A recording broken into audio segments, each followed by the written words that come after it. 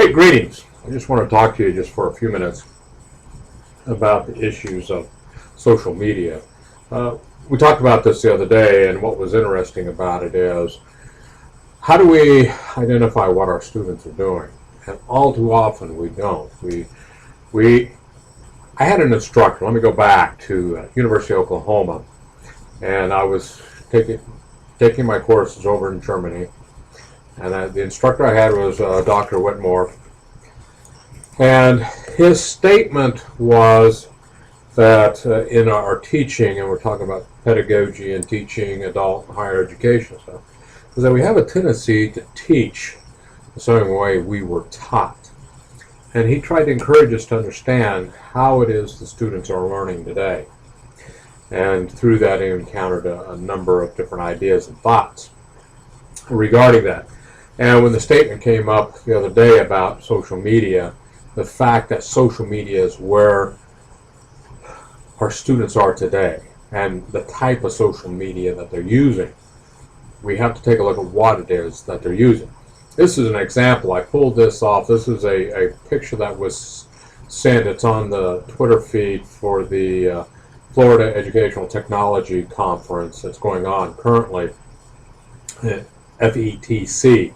If you wanted to check it out, you'd go to Twitter and then the hashtag FETC, and you would see a whole thread. I mean, a seriously long thread of different ideas and thoughts and such that people put out. This is one on social media, and this is kind of interesting when you look at it from this standpoint. And that helps you understand how the students look at it as well. As we go down through this, it's how do we look at social media? And all too often we have individuals that really have said, I abhor social media. But what you have to understand, though, is even though you don't particularly care for social media, you're still holding on to the email and thinking that's the way to go. You have a lot of students out there that are on texting. They're into Twitter. Facebook has kind of fallen away. MySpace, just like MySpace fell away. You're seeing a lot of students, though, in Twitter. You're seeing a lot of students in Google+. Some of them that are really serious about looking for a job are into LinkedIn.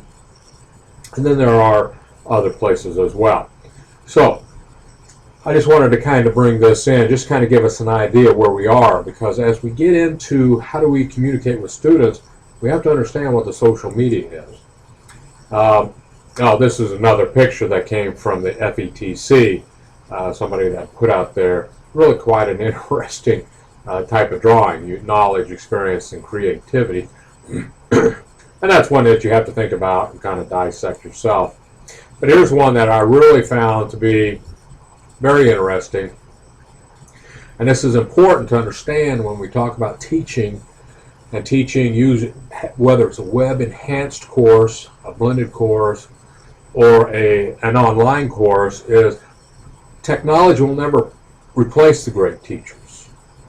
But technology in the hands of a great teacher can be transformational. And this is really where we need to be. We need to be able to take this technology that's in front of us, what we have available to us, and we have a lot of technology available to us. We just have to understand how to use it and how we can make this transform the students that we are trying to reach. So with that, just kind of a real quick overview of, again, how we look at Google Plus and Google Hangouts. We talked about this. A lot of schools are going to this. A lot, K-12. If you follow the FETC site and you follow the Twitter feeds, you'll find that a lot of K-12 are using Google Hangouts. This is one way that the teachers communicate with the parents. And in some cases, in some schools, no longer snow days. What you do is you use a platform like Edmodo, or maybe they have Blackboard, or there's a few other LMSs out there that are more oriented towards the K-12. For instance, John Carroll uses Edmodo, so you're not going to see a snow day with them. The students are required to go to Edmodo and work on their classes. You'll see other schools that are using Google Hangout. Google has an education element to it, and we're seeing schools using that as an LMS and using the Hangouts as an LMS as well. And so what this video, what I'm trying to convey here is that this is a tool that we can use. And you know, as much as I'd like to be able to use Skype, not everybody has Skype. And one of the problems with Skype is that you have to have that software, that app on your computer. Whereas Google, I don't have to. And I can use any computer available to me. Or if I want to download the app to my smartphone, I can do that as well. So what I have here is a screen of a Google page that I created strictly for the purpose of communicating with students. Now, I work for an institution that has a platform, a collaborative platform, and we've had it for, I would say, well, since about 2000, or maybe well, it's been about 2000, and it has evolved from having a web-based portion of it as well as a telephone portion of it. Now it's strictly all web-based. Platform Saba.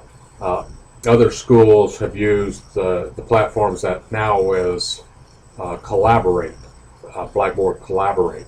Others use Adobe Connect and other products like that. In fact, there's one of the schools that uses the University Center uses Google Plus and uses Google Hangouts to communicate and teach students that are geographically separated from the University Center. So I wanted to bring this up because I know that's a lot of questions. A lot of folks have questions as to how does this work, or how do I protect myself, or how do I protect the student.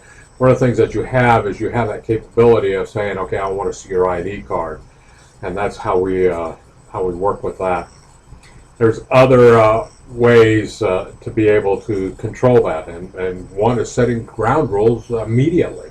I'm not going to ask you for your H number. I'm not going to ask you for your date of birth. I'm not going to ask you for your address or your email account.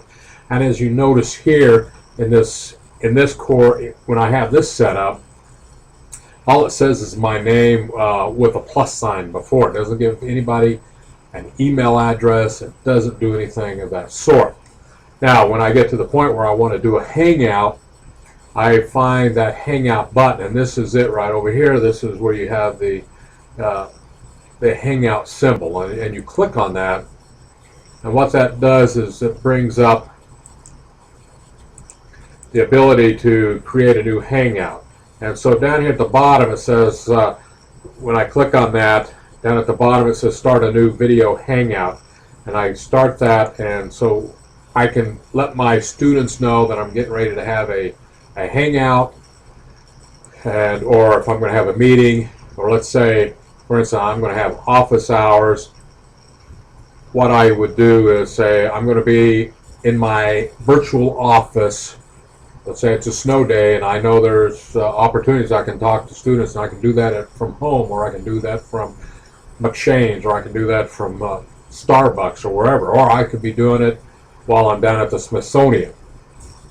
And what I would do is I would share this link right here, put that out either in an email, or put it out in a tweet, or put it out in some form or fashion into Blackboard, and say on this time and date, this is when we're going to do it. Now it says here, and then I can send an invite as at lacroix@gmail.com, or I don't have to. I can just share this link.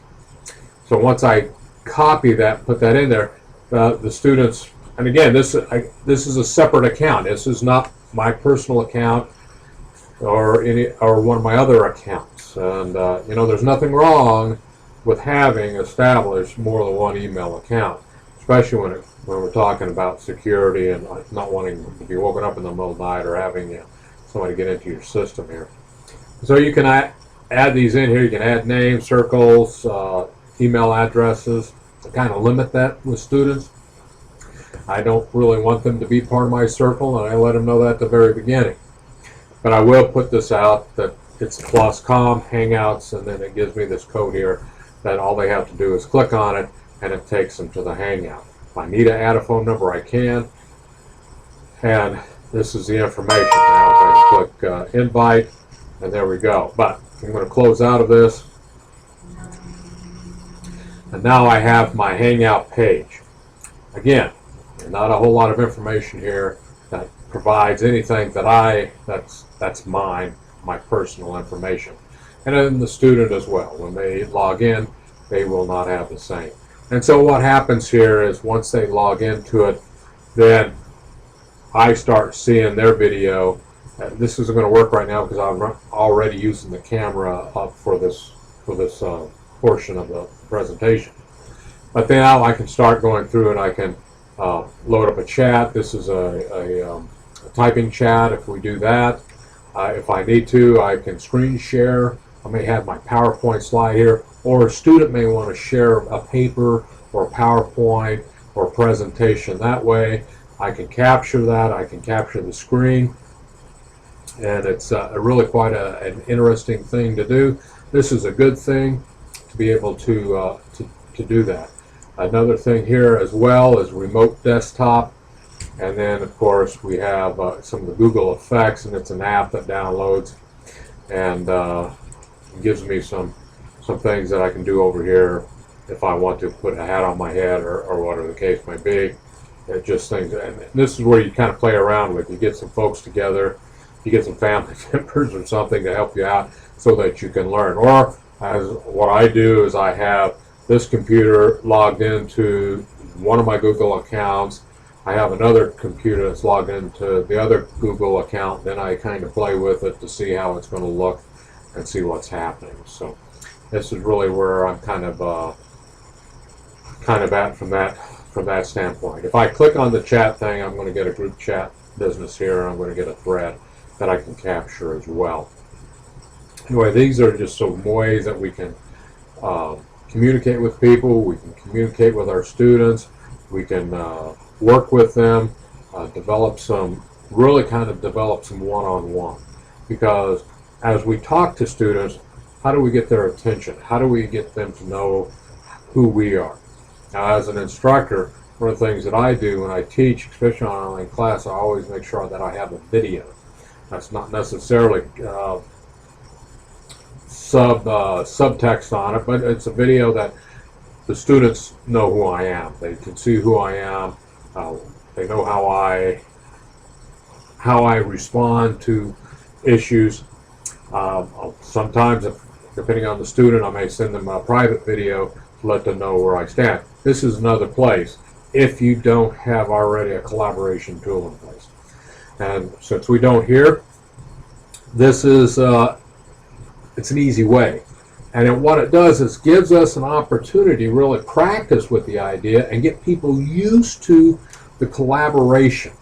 And then what we do is we move away from the teleconference, having the telephone in the middle of the room and everybody dozing off. Here's where you have this collaboration issue, collaboration. So, an option to this is you bring in a guest lecturer to a classroom.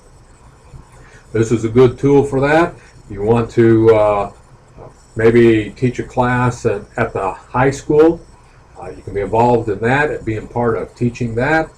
The university center, communicating out at teaching a class out at APG.